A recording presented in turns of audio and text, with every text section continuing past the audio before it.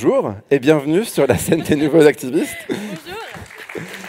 Alors, contrairement aux deux intervenants précédents, vous n'avez pas du tout été préparés, vous avez été catapultés là. Exactement. Tenez, venez, on va se mettre sur le tapis, vous y avez le droit aussi. Alors, Marion, est-ce que tu peux nous dire quel est ton rôle au sein de l'association ? Oui, effectivement, j'étais catapultée. On m'a appelé ce midi. Marion, tu vas venir ce soir sur scène. Très bien. Et donc, ça fait partie de la vie et de l'engagement aussi chez Codico. Et chez Codico, moi, je suis responsable pédagogique et SMAG. Ça veut dire que je m'occupe à la fois du programme et de sa qualité, et en même temps de développer l'association dans d'autres villes en France. Bon, et toi, Loïc, tu travailles à l'aéroport de Rennes. Alors là, on pourrait se dire, bah, qu'est-ce que tu fais là ?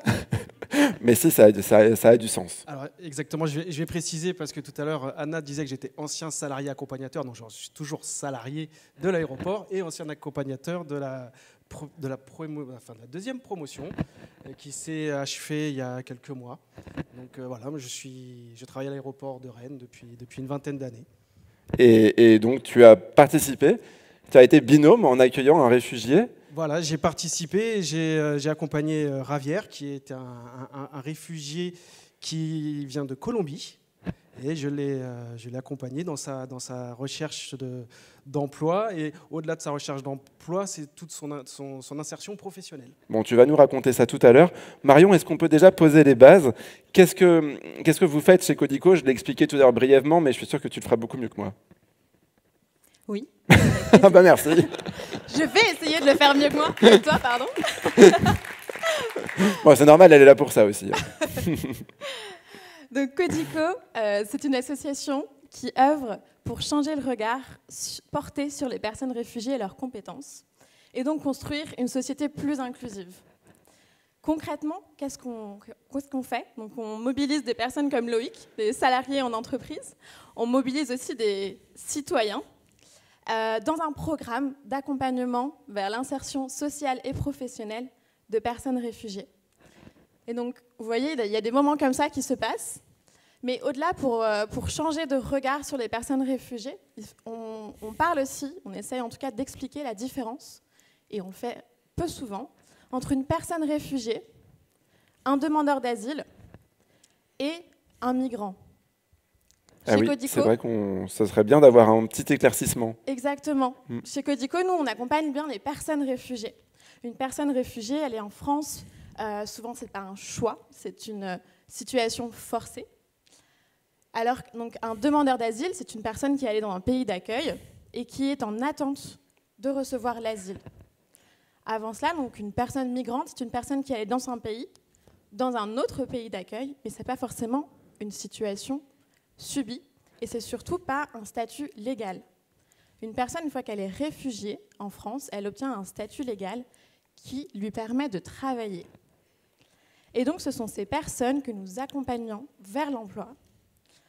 Codico, c'est déjà plus de 1000 personnes accompagnées et 1000 histoires différentes. Des histoires, il y en a plein. Loïc qui pourra vous parler de l'histoire qu'il a vécue avec son binôme. Et donc, pendant 6 mois, on travaille en binôme avec un salarié, une personne réfugiée, sur le projet professionnel, la confiance en soi, ça c'est important, la revalorisation des compétences de la personne réfugiée, puisque du coup, on veut qu'elle puisse réaliser au maximum son projet et non pas aller vers des emplois subis, ce qui est le cas pour beaucoup. Et alors toi, Loïc, tu as accueilli Javier, qui est colombien. Comment ça s'est passé, justement, votre premier jour ensemble, et puis après la suite de votre binôme de choc à l'aéroport ?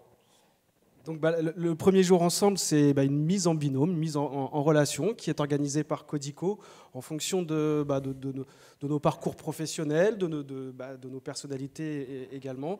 Donc on est mis en binôme avec un réfugié.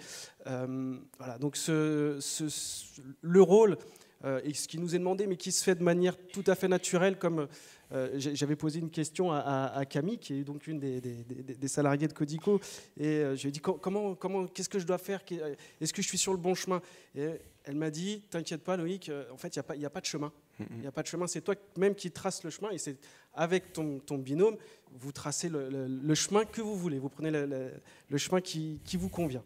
Et donc le rôle tel que je l'ai senti au fil du temps, c'est en plusieurs étapes. La première étape, ça a été d'accueillir. Accueillir, c'est pas seulement... On est d'accord, il parlait français parce Alors, qu'on... tout à fait. C'est pour ça que J'imagine effectivement, il parle français. Enfin, c'est aussi ça, c'est mettre un coup de pied à tous nos préjugés. Qu'est-ce qu'un réfugié? Un réfugié, en fait, c'est pas... Enfin, moi, dans mon esprit, un réfugié, c'était un Afghan, un Syrien qui vivait dans une tente à Calais ou je ne sais où. C'est pas du tout ça. En fait, une personne qui est réfugiée, c'est quelqu'un qui a un parcours très long, très sinueux, très difficile, c'est une odyssée. En fait, quand il arrive au bout de son parcours, c'est vraiment il arrive au bout d'une odyssée. Et nous, on intervient en tant que salarié et avec l'association Codico, on intervient pour en fait, mettre la touche finale. La touche finale, c'est l'insertion professionnelle. Et ça a marché dans le cas de Ravière. Dans le cas de Ravière, ça a marché parce que l'accompagnement a même abouti par en fait son intégration, son embauche au sein de l'aéroport. Aujourd'hui, il travaille, il est en intérim, il a un statut d'intérimaire à l'aéroport, mais depuis plusieurs mois. Et comme je l'ai dit à Anna il y a quelques jours, c'est devenu le chouchou. C'est devenu le chouchou à la fois... Ah oui, on vous voit. Ouais, c'est nous là. c'est devenu le chouchou à l'aéroport et puis le chouchou aussi de l'agence d'intérim avec qui on travaille. Et l'agence d'intérim lui a fait signer un CDI intérim pour être sûr de le garder dans son fichier. Donc, voilà, bon, mais si vous prenez l'avion, vous risquez de le voir parce qu'il travaille sur les pistes. Absolument, voilà. Il est donc agent vous de pourrez piste faire à salut Ravière. Voilà. Et salut Loïc aussi. Alors Marion, on en est là pour parler très concrètement d'engagement. Est-ce qu'on peut afficher les besoins de Codico? Et en même temps, ça va te permettre de nous expliquer quel lien vous tissez avec les entreprises pour justement accueillir des réfugiés au sein des sociétés. Je te laisse peut-être, du coup, évidemment, le premier besoin, c'est d'avoir des salariés comme Loïc qui vont devenir binômes, mentors. Exactement. Ils viennent binômes mentors, mais aussi ils deviennent acteurs du changement. Et ce sont nos meilleurs ambassadeurs. Vous voyez, quand on parle, maintenant quand Loïc en parle, c'est un message qui passe. Et donc, du coup, on cherche encore des salariés mentors. À Rennes, on a été ambitieuse. On est beaucoup de femmes chez Codico. On a doublé le nombre de personnes accompagnées en octobre 2022. C'est-à-dire qu'on accompagne 50 personnes réfugiées tous les 6 mois. Et on souhaite passer à 60 personnes réfugiées accompagnées au début de l'année 2023. Donc on cherche à chaque fois encore plus de personnes à accompagner, mais aussi encore plus de salariés mentors qui vont rentrer dans cette formation, dans cette expérience avec Codico. C'est surtout je me mets de votre côté parce que je me sens tout seul de mon côté. C'est surtout une super occasion de faire un échange interculturel et ça c'est hyper riche. On est d'accord? Exactement. De la même façon que Dessine-moi High-Tech accompagne et propose des formations pour cette expérience-là, nous aussi, on encadre, on accompagne ces salariés bénévoles avec une formation sur l'accompagnement de ce public. Et ils ressortent tous avec derrière des compétences en plus sur l'écoute, l'accompagnement, la compréhension de l'autre, l'interculturalité, qui sont des compétences très importantes aujourd'hui sur des rôles de manager, de toute façon, ou en général. Donc le côté mentor, c'est un peu l'engagement ultime. Si on ne peut pas se le permettre pour des raisons X ou Y, on peut aussi ne proposer ne serait-ce que des stages ou ne serait-ce qu'un entretien. Ça aussi, vous êtes preneur. Exactement. On organise on veut avoir plusieurs manières de créer des ponts entre les entreprises et les personnes réfugiées. Donc on propose par exemple des speed meetings. Donc, une personne vient vraiment pour rencontrer des professionnels. Donc, une entreprise peut venir à ce moment-là, ou une personne bénévole peut venir juste pour une soirée et faire passer des entretiens à ces personnes réfugiées qui viennent exprès pour s'entraîner ou des fois trouver directement leur travail. Et puis, pardon, tu voulais rajouter quelque chose? Non, donc on organise plusieurs événements. Ça peut être vraiment du bénévolat court.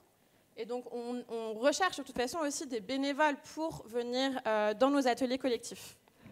Et vous cherchez aussi du don des dons de matériel informatique, parce que mine de rien, pour qu'ils puissent venir travailler aussi en entreprise, ces personnes réfugiées, ils ont besoin d'être équipés, et ça coûte assez vite cher. Exactement, on n'est pas rentré dans le détail de notre programme, mais donc un des freins à l'accès à l'emploi, c'est aussi le numérique. Donc on propose, on fait des cours de numérique et on fait des dons ou des prêts d'ordinateurs pour qu'ils puissent justement être autonomes dans leur recherche. Donc en ce sens, nous, on cherche toujours des ordinateurs pour leur mettre à disposition. Bon, et puis on n'oublie pas Anna, que vous pouvez aussi inviter à un petit déjeuner, dîner, after work. After work, c'est encore mieux, pour échanger ensemble ou rencontrer, ou vous rencontrer. Donc on a mis son LinkedIn, mais vous pourrez aussi parler avec Loïc et Marion pendant le cocktail. Juste pour conclure, j'aimerais bien que vous me disiez très brièvement chacun comment vous pouvez résumer votre expérience d'accueil avec Codico. Pourquoi est-ce que toi, tu es heureuse de travailler pour cette association? Et toi, Loïc, pourquoi est-ce que tu l'as fait? Vas-y, tu commences. Alors, en fait, c'est sur deux plans. Il y a à la fois le plan personnel et le plan professionnel. Sur le plan professionnel, ça m'a permis en fait de donner un sens à des valeurs telles que la bienveillance, telles que la solidarité. Ça correspond bien évidemment à des valeurs personnelles, à des convictions personnelles et que je peux mettre en application dans mon entreprise. Et au-delà de ça, sur un plan personnel, comme j'ai dit tout à l'heure, c'est mettre un gros coup de pied aux préjugés. On est là pour, on est là pour faire bouger les lignes. C'est le sens de l'engagement. Et puis c'est aussi une expérience hyper riche. On va avoir affaire à des parcours qui sont juste des fois hallucinants. On ne rentre pas dans le détail parce que ça dépasserait. On a déjà dépassé, figure-toi, le temps. C'est toujours l'histoire du temps. En tout cas, merci beaucoup. Et Marion, du coup, est-ce que tu peux nous résumer en quelques mots? En quelques mots, moi je suis convaincue que la diversité, la différence est une richesse. Et donc, du coup, je suis nourrie au quotidien dans l'association. Bon, voilà, vous pouvez les applaudir et applaudir Codico, s'il vous plaît.